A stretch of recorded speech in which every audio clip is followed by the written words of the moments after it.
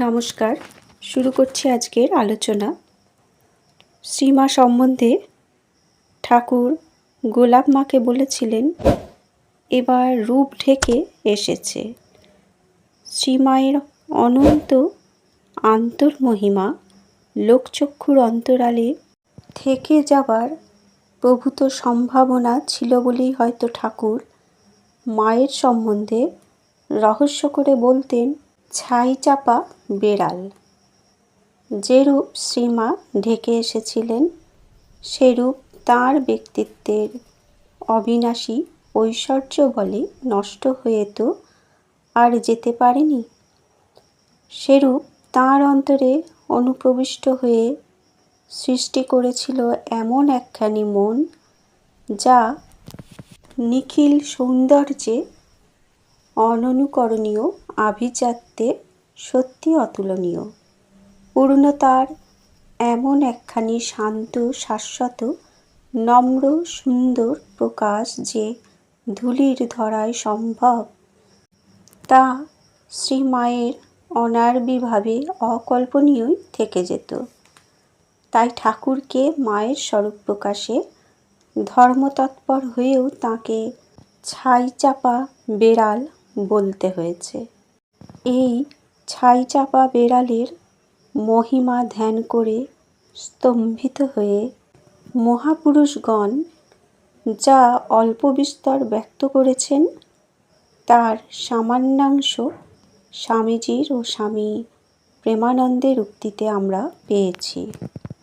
স্বামীজির আপ্তবাক্যর আলোকে এমনকি ঠাকুরের সন্ন্যাসী শিষ্যবৃন্দ শ্রীমায়ের স্বরূপ উপলব্ধি নতুনভাবে করতে তৎপর হয়েছিলেন। দক্ষিণেশ্বরে আসার পূর্বে জয়রামবাটি থাকাকালে সারদা সহানুভূতি সম্পন্না প্রতিবেশিনীদের দুঃখ করে বলতে শুনতেন যে বিবাহিত জীবনে সন্তানহীনা থাকা এক অতি দুর্ভাগ্যের বা অলক্ষণের কথা। এমনকি শ্রীমায়ের জননী শ্যামাসুন্দরী প্রায় অনুশোচনা করে বলতেন, এমন পাগল জামাইয়ের সঙ্গে আমার সারদার যে বিবাহ দিলুম, আহা, ঘর সংসারও করলে না, ছেলেপিলেও হলো না, মা বলাও শুনলে না। শাশুড়ির এই আক্ষেপ শুনে ঠাকুর একদিন বললেন, শাশুড়ি ঠাকুরুন, সেই জন্য আপনি দুঃখ করবেন না। আপনার মেয়ের এত ছেলে মেয়ে হবে, শেষে দেখবেন মা ডাকের জ্বালায় আবার অস্থির হয়ে উঠবে।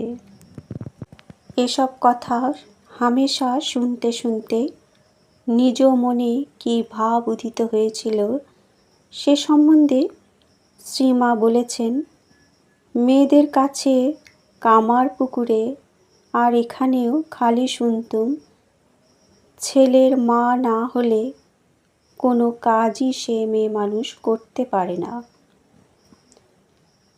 বাঁঝা কোনো শুভ কাজে এও হতে পারে না।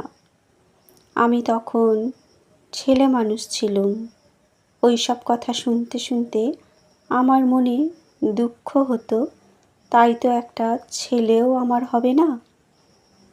দক্ষিণেশ্বরে গিয়ে ওই কথাটা একবার মনে পড়ে। যেদিন মনে হওয়া কাউকে কিছু বলিনি, ঠাকুর আপনা হতে বললেন, তোমার ভাবনা কিসের? তোমায় এমন সব রত্ন ছেলে দিয়ে যাব, মাথা কেটে তপস্য করলেও মানুষে পায় না। পরে দেখবে এত ছেলে তোমায় মা বলে ডাকবে, তোমার সামলানো ভার হয়ে উঠবে। বন্ধুরা, আজকের আলোচনা এ পর্যন্তই। ধন্যবাদ।